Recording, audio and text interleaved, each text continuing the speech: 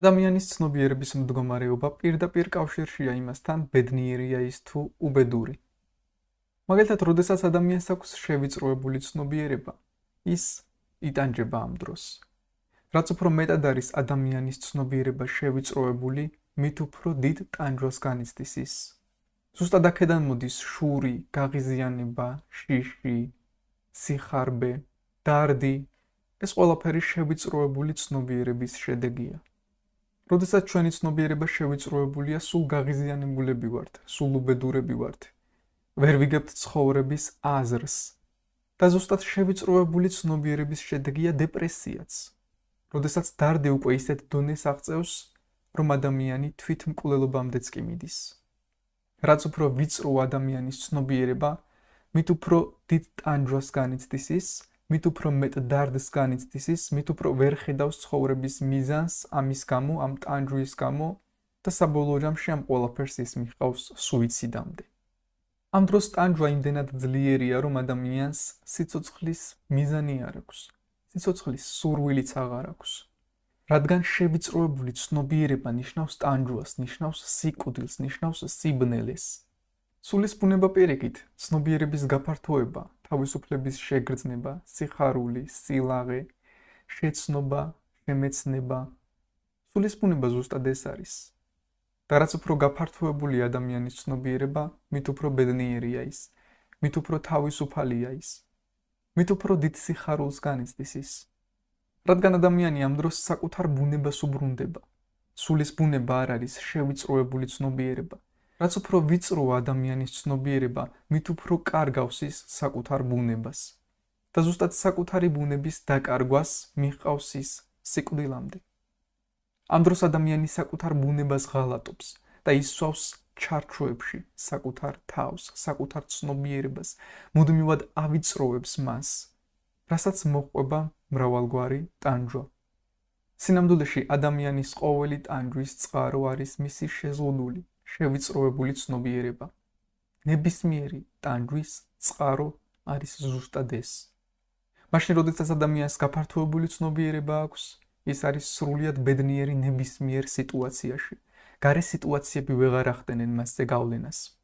რა სიტუაციაც არ უნდა შეიქმნას მის გარშემო. თუ ადამიანს აქვს გაფართოებული ცნობიერება, ის არ დაიტანჯება. გარე სიტუაცია მასზე გავლენას ვეღარ მოახდენს. ცნობიერების გაფართოების გზაზე, შემეცნების, შესწავლის გზაზე, ადამიანის ყველაზე დიდი დაბრკოლება არის ის, როდესაც მას გონია, რომ ყველაფერი იცის. ამ დროს ადამიანის წინსვლა შეუძლებელია, რადგან ყველაფერ ახალ, ყველაფერ განსხვავებულს ის უარყოფს ერთადერთი მიზეზის გამო. ის არ ჯდება ჩემს შექმნილ ჩარჩოებში. ის არ ჯდება ჩემს წარმოდგენებში და რაც ჩემს წარმოდგენებში არ ჯდება, რა თქმა უნდა, არასწორია. მე ვთვლი, რომ მე ყველაფერი ვიცი, ხოლო რაც არ ვიცი, არის არასწორი. ამიტომაც ამბობდა სოკრატე, მე ვიცი ის, რომ არაფერი არ ვიცი. როგორ შეიძლება ამ უსასრულო მრავალფეროვან სამყაროში, ასეთ მრავალფეროვან რეალობაში ვიფიქროთ, რომ ჩვენ ყველაფერი ვიცით. სოკრატეს ეს ესმოდა. ამიტომაც თქვა, მე ვიცი, რომ არაფერი არ ვიცი სინამდვილეში. და ზუსტად ასეთი განწყობა, ასეთი დამოკიდებულება ქმნის იმ პირობას, რომ ადამიანის ცნობიერება განვითარდეს, გაფართოვდეს, შეიცნოს უფრო მეტი. სოკრატე ამბობდა, მე ვიცი, რომ არაფერი არ ვიცი, მაგრამ სხვებმა ესეც არ იციან. ამიტომაც ყველაზე ჭკვიანი გამოვდივარ. სხვებმა ესეც არ იციან, რომ სინამდვილეში არაფერი არ იციან. მათ გონიათ, რომ ყველაფერი იციან. ზუსტად ეს არის დიდი სისულელე. ამიტომაც მე მათზე ჭკვიანი ვარ, რადგან ის მაინც ვიცი, რომ არაფერი არ ვიცი. არაფერი არ უნდა უარყო მაშინვე ბავშვივით. თუ არ დავფიქრდი, სხვა კუთხით თუ არ შევხედე რეალობას. საკუთარი ჩარჩოებიდან თუ არ გამოვედი და სხვა კუთხით დავიწყე ყურება. დროებით მაინც, იმ მიზნით მაინც რომ გავარკვიო, იქნებ რაღაც არ ვიცი. იქნებ არის რაღაც, რაც ჯერ არ ვიცი, რაც ჯერ ვერ შევამჩნია ამ უსასრულოდ მრავალფეროვან რეალობაში. როდესაც ჩვენ ვგონია, რომ ყველაფერი ვიცით, ამით საკუთარი თავისთვის გამოგვაქვს სინამდვილეში განაჩენი. განაჩენი იმის, რომ ყოველთვის ერთი და იგივე ჩარჩოში დარჩეს. არასდროს განვითარდეს ჩვენი ცნობიერება, არასდროს დაინახოს უფრო მეტი, იმაზე მეტი, ვიდრე ახლა ხედავს. რა თქმა უნდა, თუ მგონია, რომ მე ყველაფერი ვიცი, მე არ მივცემ ჩემს ცნობიერებას იმის საშუალებას, რომ დაინახოს უფრო მეტი და სულ ერთი და იგივე დონეზე ვიქნები. ჩემი პროგრესი იქნება შეჩერებული ერთ ადგილზე. მუდამ. სინამდვილეში ამგვარი დამოკიდებულება ბავშვის ფსიქოლოგიაა. ბავშვებს აქვთ ამგვარი დამოკიდებულება. ყოველ ჩვენგანში კი ასე თუ ისე არის რაღაც ბავშვური. საინტერესოა, რომ იყო ასეთი ცნობილი ბავშვთა ფსიქოლოგი შვეიცარიელი ჟან პიაჟე, რომელიც შეისწავლიდა ბავშვის ფსიქოლოგიის განვითარებას მის ზრდასთან ერთად და ის ამბობდა, რომ ბავშვს გარკვეულ ასაკამდე არ შეუძლია შეხედოს რაიმეს სხვისი პოზიციიდან. ის მხოლოდ საკუთარი პოზიციიდან უყურებს ყველაფერს. სხვისი თვალებით ვერ უყურებს რაიმეს. ბავშვებს არ შეუძლიათ სხვისი პოზიციიდან შეხედონ რაიმეს, ამიტომაც რაც მათ სიმართლეს არ ამტკიცებს, თავისთავად ცრუა, თავისთავად ტყუილია, ხოლო რაც მათ ხედვას შეესაბამება, რაც მათ აზრს შეესაბამება, ყველა ვარიანტში არის სიმართლე. სხვა კუთხიდან ისინი ვერ უყურებენ რეალობას. ჩვენც ძირითადად ასე განვსაზღვრავთ რა არის ჭეშმარიტი და რა ცრუ. თუ ჩემს შეხედულებებს, ჩემს აზრს ამტკიცებს რაიმე, სხვისი აზრი, მაშინ ეს მართალია, ამას ვეთანხმები. ხოლო თუ ჩემს ხედვას, ჩემს შეხედულებას ეწინააღმდეგება, მაშინვე უარყოფ. ყოველგვარი დაფიქრების გარეშე, ყოველგვარი შემოწმების გარეშე. ეს არის ბავშვის ფსიქოლოგია. საინტერესოა, რომ თუ ბავშვებს ვაჩვენებთ ორ ერთნაირ ყუთს და ვეტყვით, ვკითხავთ, რომელი უფრო მძიმეა? ის იტყვის, აი ეს უფრო მძიმეა. არც დაფიქრდება, არც აწონის. და რომ ვკითხავთ, რატომ? იმიტომ რომ მე ესე ვფიქრობ. მე ესე ვფიქრობ და ეს უფრო მძიმეა.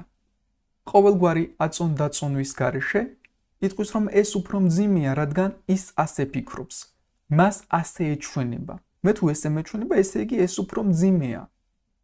და შეეწინააღმდეგება ყველას, ვინც ეტყვის საპირისპიროს. სინამდვილეში ეს არის ვიწრო ცნობიერების ნიშანი, ვიწრო ცნობიერების გამოვლინება ჩვენში. რადგან ამ დროს ვფიქრობთ, რომ ჩვენი შეზღუდული გონებით, ჩვენი შეზღუდული წარმოდგენებით, რაც ჩამოგვიყალიბდა ცხოვრების განმავლობაში გარემოსგან, მშობლებისგან, სკოლისგან, უნივერსიტეტისგან, ყველაფრისგან, რაც ჩვენს გარშემო იყო, არის ყოვლის მომცველი. ამ დროს ადამიანი არ ფიქრობს, მოდი იქნებ სხვა კუთხით შევხედო სამყაროს. იქნებ იყოს რაიმე ისეთი, რასაც ახლა ვერ ვამჩნევ, რასაც ახლა ვერ ვხედავ.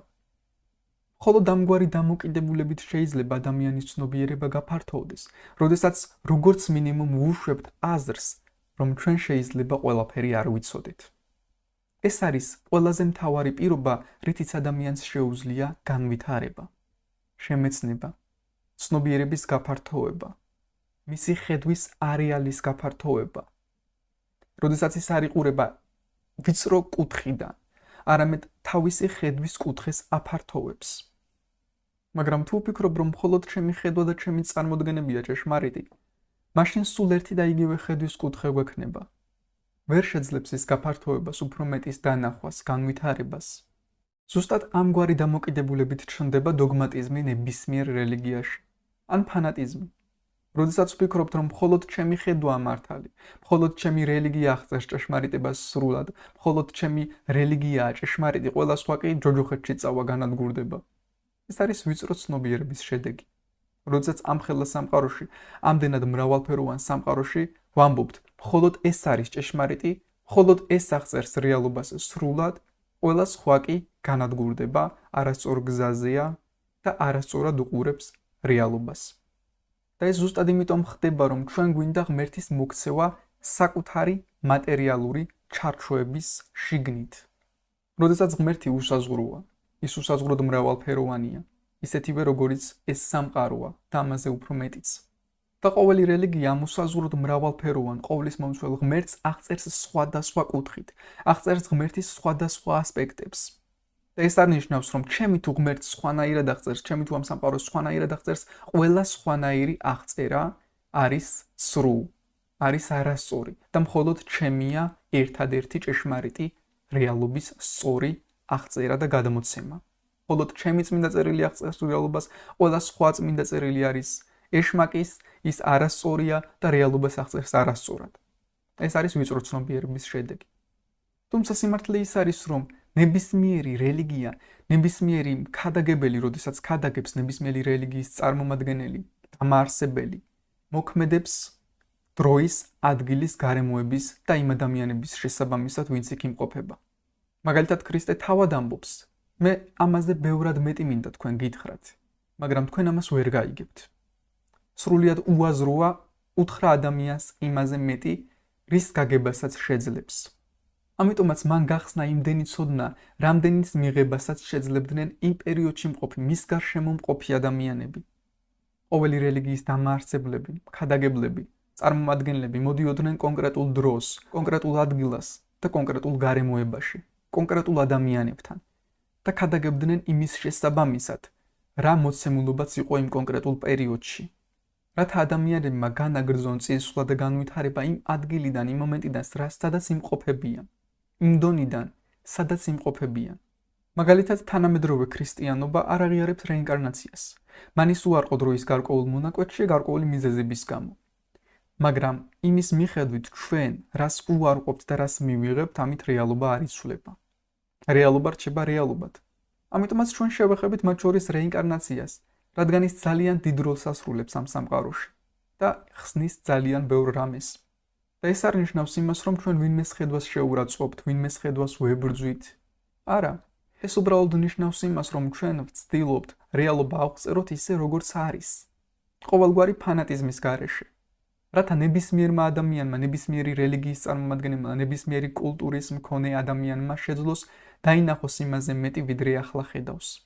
შეძლოს დაადგეს განვითარების გზას, ცნობიერების გაფართოების გზას, რაც მას საბოლოოდ მიიყვანს ბედნიერებამდე. სამყაროს ვედური ხედვა ზუსტად ამით განსხვავდება დასავლური ცივილიზაციის ხედვისგან. დასავლური ცივილიზაცია ამბობს: ეს შავია, ეს თეთრია, ეს კარგია, ეს ცუდია. ეს სწორია, ეს არასწორია. ეს ყველა ვარიანტში კარგია, სასიკეთოა, ეს კი ყველა ვარიანტში არის არასასიკეთო. ანუ სრული დუალიზმი და სრული უარყოფა. ერთი სრულიად კარგია, მეორე სრულიად ცუდი. ვედები კი სამყაროს სხვაგვარად უყურებს. ვედები უყურებს, რომ არის ჭეშმარიტება და რა თქმა უნდა, ეს ჭეშმარიტება, ეს რეალობა არის ერთი. მაგრამ რეალობის ხედვის დონე არის განსხვავებული. ერთი შეიძლება მეტად ხედავდეს რეალობას, მეორე უფრო ნაკლებად. მესამე კი კიდევ ბევრად უფრო მეტად. მაგრამ ვინც ნაკლებად ხედავს რეალობას, ეს არ ნიშნავს, რომ ის არასწორია. მას უბრალოდ რეალობის ნაკლები ხედვა აქვს. ოდნავ უფრო ვიწრო ხედვა ვიდრე სხვას. მაგრამ მისი უარყოფა ამის გამო არ ხდება. ანუ ჭეშმარიტება არის ერთი, მაგრამ არის გარკვეული გრადაციები ამ ჭეშმარიტების ხედვის. განსხვავდება ამ ჭეშმარიტების ხედვის დონე. და ვედურ ცივილიზაციაში კამათიც იყო იმიტომ, რომ საკუთარი ცნობიერება გაეფართოებინათ. დასავლურ ცივილიზაციაში კამათის დროს ჩვენ ვცდილობთ მაქსიმალურად გავანადგუროთ მოწინააღმდეგე, დავამტკიცოთ უპირატესობა ჩვენი სიმართლე და დავამტკიცოთ, რომ ის არის სრულიად სრულ და მისი აზრი არის სრულიად არასწორი.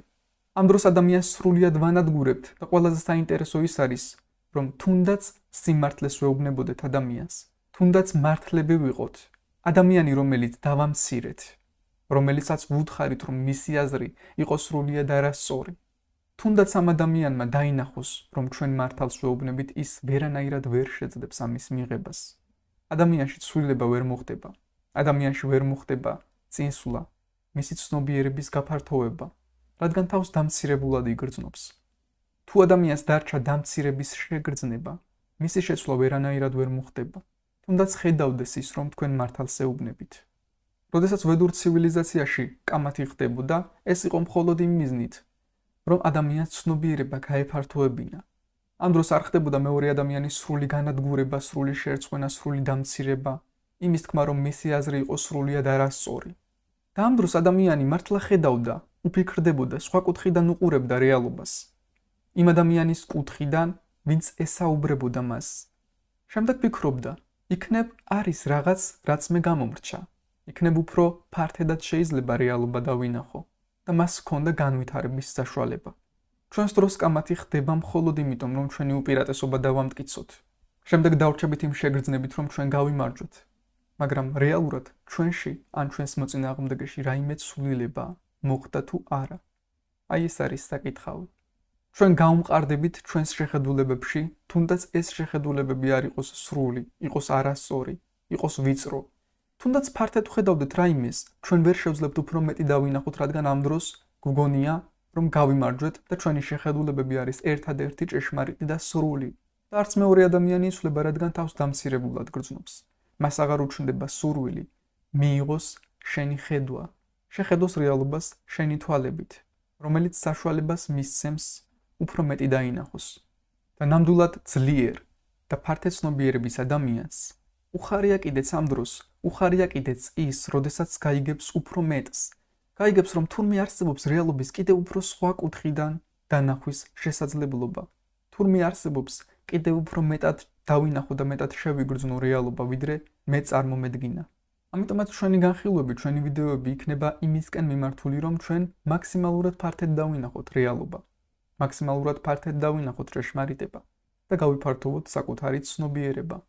რაც საბოლოო ჯამში იქნება სვლა იმისკენ, რისკენაც ყოველი ცოცხალი არსება იღწვის და ისწრაფვის. ეს იქნება სვლა ბედნიერებისკენ. გაფართოვებული ცნობიერება ნიშნავს ბედნიერებას. შევიწროებული ტანჯვას.